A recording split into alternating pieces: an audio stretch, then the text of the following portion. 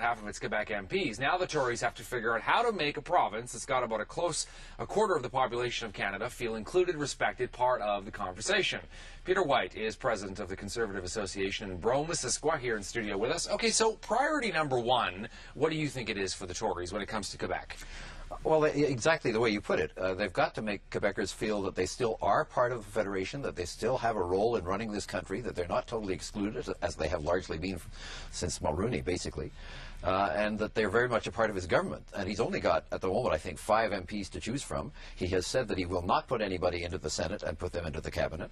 I'm not sure where that recount stands. You may know. That's exactly. So that's a 5-vote plus or minus, and so he may end up with 5. And that's, Quebecers are not going to be happy to be chosen, all the ministers, from just 5 MPs who just happen to get reelected. Were you surprised on election night when you saw what happened, how the caucus basically collapsed in half in Quebec?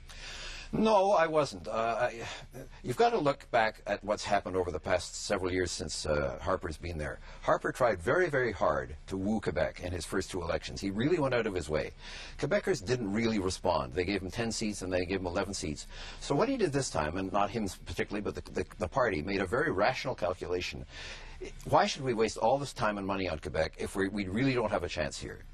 So let's spend our time and money where we do have a chance, which is basically Toronto and the new ridings and so on. And this is only going to get worse, when they add 30 seats to the House of Commons after the next redistribution. And Quebec won't get any of them. So it's possible now in this country to form a majority government without any representation from Quebec. Is that dangerous to you? That's terribly dangerous. That is an awful situation. And therefore it's incumbent upon both the major parties, now I'm talking about the NDP as one of them, and the Conservatives, to really make sure that they always have strong representation from Quebec, whether they're in opposition or whether they're in government. Because if they don't, Quebecers are going to just feel left out.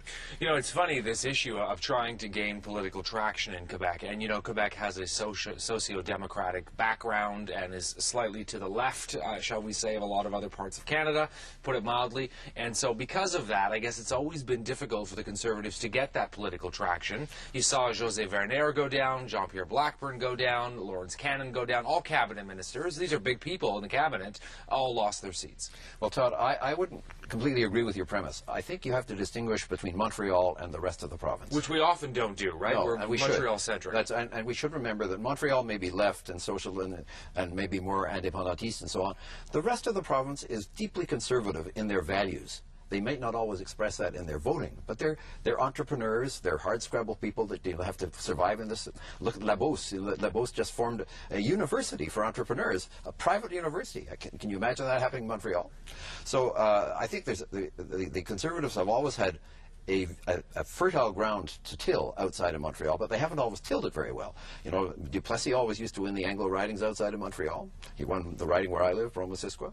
Mulroney won 2 huge sweeping majorities, and it was only after the Bloc Québécois was formed by Lucien Bouchard, with whom I went to law school, I know Lucien very well, that he took all of that vote and put it in the Bloc. And Lucien said when he did that, this is just a temporary thing, and we don't have really any reason to exist beyond a few years, but that didn't happen, and it's taken 20 years to get rid of them. And finally, when you look at the way forward, and you wrote a really interesting op-ed piece for the National Post about this, in trying to include it, you basically said there are a lot of these regions out there that are in fact quite conservative, if you look at it carefully, yet they all went NDP. So when you look at that, are you worried about this huge shift to the NDP? Not at all.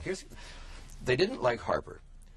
Ignatieff didn't take here, did he? No, and they were fed up with Giuseppe and his promises and his hypocrisy. So who's left? Nature abhors a vacuum. Along comes smiling Jack with his cane, happy, be happy, everything's fine, never criticized anybody, nothing but a happy word. They liked him. He's a very likable guy. And so they said, why don't we all vote for Jack? The easiest thing to do. And I suspect that most Quebecers were just as surprised as the rest of Canada when they woke up and realized what they'd done.